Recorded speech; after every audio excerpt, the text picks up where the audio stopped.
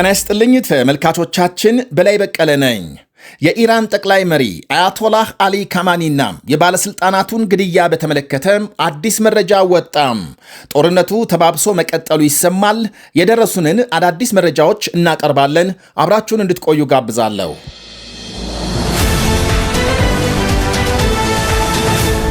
በኢራን ጥቃት ሊከፈት ከቀናት በፊት ጠቅላይ ሚኒስትር ቤንያሚን ኔታንያሁ ለአሜሪካ መሪ ስልክ ይደውላሉ። ካማኒና ባለስልጣናት ቅዳሜ ሊገደሉ ኔታንያሁ ሰኞ ዕለት ለትራምፕ ደውለው የካማኒ ስብሰባ ቅዳሜ ጠዋት መታቀዱንና አጋጣሚውን መጠቀም ተገቢ መሆኑን እንዳማከሯቸው የአሜሪካም የስለላ ተቋማትን ጠቅሰው የእስራኤል መገናኛ ብዙሃን ዘግበዋል። ያቺ መካከለኛውን ምስራቅ የለወጠችና ወደ ለየለት ግጭት ያስገባች የኔታንያሁ የሰኞ ረፋድ ስልክ ትራምፕ ውሳኔ እንዲሰጡ አድርጋለች። ኔታንያሁ የሰጧቸውን መረጃ ወደ ሲአይኤ አስተላልፈው ኔታንያሁ ያሉት እርምጃ እንዲወሰድ ትራምፕ ትዕዛዝ አስተላለፉ። የትራምፕ ልዩ ልዑክ ከኢራን ተደራዳሪዎች ጋር በተገናኙበት ሐሙስ ዕለት ሲአይኤ ካማኒና ባለስልጣናቱ ቅዳሜ ጠዋት ስብሰባ እንዳላቸው አረጋግጦ ዕድሉን መጠቀም እንደሚያስፈልግ ሪፖርት ለትራምፕ አቀረበ። የጄኔቭ ድርድር ከተካሄደ በኋላ ንግግሩ የትም ሊደርስ እንደማይችልና ኢራኖች ስምምነት ለመድረስ ፈቃደኛ አለመሆናቸውን የሚያመለክት ማብራሪያ ይሰጣቸዋል። ትራምፕ ሁኔታውን በሚገባ ከተረዱ በኋላ በቀጣዩ ቀን ማለትም አርብ ዕለት ጥቃቱ እንዲፈጸም ማዘዛቸው ታውቋል።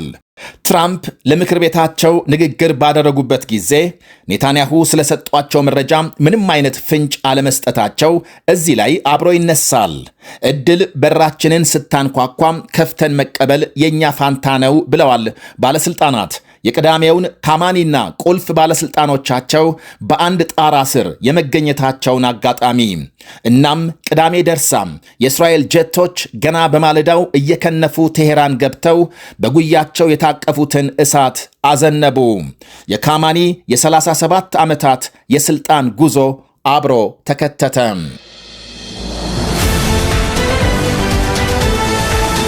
በነገራችን ላይ ባለፈው ቅዳሜ በእስራኤል ጥቃት የተገደሉት የኢራን ጠቅላይ መሪ አያቶላህ አሊ ካማኒ የቀብር ስነ ስርዓት በትውልድ ከተማቸው ማሻድ እንደሚፈጸም ተነግሯል።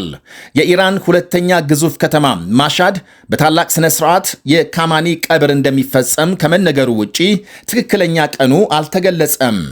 ኢራንን ለ37 ዓመታት የመሩት ካማኒ ከቤተሰቦቻቸውና ከታላላቅ ባለስልጣናት ጋር ቅዳሜ ጠዋት በእስራኤል ድብደባም መገደላቸው ይታወሳል። ዱባይ በሚገኝ የአሜሪካ ቆንስላ ጽሕፈት ቤት የድሮን ጥቃት መፈጸሙ ሲነገር በሰው ላይ ጉዳት አለመድረሱንና ጽሕፈት ቤቱ አጠገብ ቃጠሎ መነሳቱን ባለስልጣናት ገልጸዋል። በቆንስላ ጽሕፈት ቤቱ አቅራቢያም የቃጠሎ ጢስ በተለያዩ የማህበራዊ መገናኛዎች መሰራጨቱ ታውቋል። ቀደም ሲል በተመሳሳይ ሪያድ በሚገኘው የአሜሪካ ኤምባሲ ጥቃት የተፈጸመ ሲሆን ሆኖም በኤምባሲው ላይ መጠነኛ ጉዳት ከመድረሱ ውጪ በሰው ላይ የደረሰ ጉዳት የለም ተብሏል። የሳውዲ መንግስትም በኤምባሲው ላይ የተፈጸመውን የኢራንን ጥቃት በይፋ አውግዟል። የኢራን መከላከያ ሚኒስቴር ባወጣው መግለጫም ከአሜሪካና እስራኤል ጋር ረጅም ጦርነት ለማካሄድ ዝግጁ መሆኑን አስታውቋል። የእነ አሜሪካንን ጥቃት ለመመከትና ጦርነቱን እስከተፈለገው ርቀት ለማስቀጠል በቂ አቅም አለን ብሏል። እጅግ ዘመናዊ መሳሪያዎቻችንን በመጀመሪያዎቹ ቀናት ማሳየት አንፈልግም፣ በሂደት እንጠቀምባቸዋለን ሲል እነ አሜሪካንን አስፈራርቷል። የሚኒስቴሩ መግለጫም ፕሬዝዳንት ትራምፕ ኢራን ጥይት እየጨረሰች ነው ማለታቸውን ተከትሎ የተሰማ ነው። በመካከለኛው ምስራቅ በብዙ ሺህ የሚቆጠሩ የውጭ ዜጎች መፈናፈኛ አጥተው እንደሚገኙ ሲነገር በኳታር ብቻ የሚገኙ 8000 መንገደኞችን ለማስወጣት አማራጭ እየተፈለገ ነው ተብሏል። በዱባይም 44000 መንገደኞችን ለማስወጣት እቅድ የተያዘ ሲሆን በመጀመሪያው ዙር 60 በሚደርሱ ልዩ በረራዎች 17000 መንገደኞች እንዲጓጓዙ ይደረጋል። በሚቀጥለው ዙር በየቀኑ 80 በሚደርስ በረራ 27000 መንገደኞችን ለማጓጓዝ ፕሮግራም ተይዟል። አሜሪካ በበኩሏም ጦርነቱ ከጀመረ ወዲህ 9000 ዜጎቿን ከመካከለኛው ምስራቅ ማስወጣት መቻሏን ውጭ ጉዳይ ሚኒስትር ማርኮ ሩቢዮ ገልጸዋል። 2000 የሚሆኑ የአሜሪካ ዜጎች ደግሞ እርዳታ ጠይቀው አስፈላጊው ድጋፍ እየተደረገላቸው መሆኑን አክለዋል። የቱርክ ውጭ ጉዳይ ሚኒስትር ሃካን ፊዳን በኢራን አገዛዝ ለመለወጥ የሚደረግ ሙከራ ለቀጠናው ሰላም አደገኛ መሆኑን ገልጸዋል። በሌላ በኩል ኢራን በአረብ ሀገሮች ላይ የምትፈጽመው የዘፈቀደ የቦምብ ድብደባ የተሳሳተ ስልት ነው ብለዋል ውጭ ጉዳይ ሚኒስትሩ። ድርጊቱ በቀጠናው ሌላ መዘዝ የሚያመጣና ግጭት የሚያስፋፋ እንደሚሆን አመልክተዋል። በኢራን ኢንተርኔት ከተዘጋ ዛሬ 5ኛ ቀኑን ይዟል። ይህ በእንዲህ እንዳለ ቴሄራን 14ኛ ዙር የሚሳኤል ጥቃት ሌሊቱን በእስራኤል ላይ መፈጸሟን ስታስታውቅ፣ እስራኤል በተመሳሳይ በኢራን ሚሳኤል ማስወንጨፊያዎች ላይ ድብደባ ማድረሷ ተገልጧል። በሌላ ዜናም የእስራኤል ጦር የኢራንን የውስጥ ለውስጥ የኒኩሌር ጣቢያ መምታቱን አስታውቋል።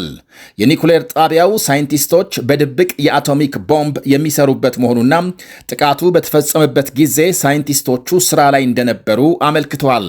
እናም የእስራኤል አየር ኃይል ስውሩን የኢራን ኒኩሌር ጣቢያ ማውደሙን ሲያስታውቅ፣ ኳታር 2 ለኢራን አብዮታዊ የበላይ ጦር የሚሰሩ ግለሰቦች ማሰሯ ታውቋል። ይህ በእንዲህ እንዳለ ኢራን የሆርሙዝ የነዳጅ መተላለፊያን መዝጋቷም ከነዳጅ በተጨማሪ የምግብ እህልም እንዲወደድ ያደርጋል እየተባለ ነው። የበቆሎ የስንዴና የሩዝ ዋጋ እንዲጨምር ሲያደርግ የማዳበሪያ እጥረትም ሊከሰት እንደሚችል ተነግሯል።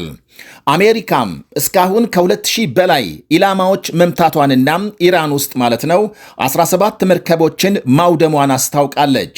አሁን በየትኛውም የባሕረ ሰላጤው ክፍል አንድም የኢራን መርከብ ዝር አይልም ብለዋል የአሜሪካ ማዕከላዊ እዝ ኃላፊ። 50,000 ሰራዊት፣ 200 ተዋጊ ጀቶች፣ 2 ግዙፍ አውሮፕላን ተሸካሚ የጦር መርከቦችና ሌሎች መቺ ፈጣን መርከቦች በመካከለኛው ምስራቅ ትልቁን የአሜሪካ ወታደራዊ ቁመና ይወክላሉ። የኢራንን በመቶዎች የሚቆጠሩ የባሊስቲክ ሚሳኤሎችና የሚሳኤል ማስወንጨፊያዎች፣ ድሮኖች ማውደማቸውን ገልጸዋል። ኢራን 500 ባሊስቲክ ሚሳኤልና 2000 በላይ ድሮኖች ተኩሳለች ብለዋል ኃላፊው።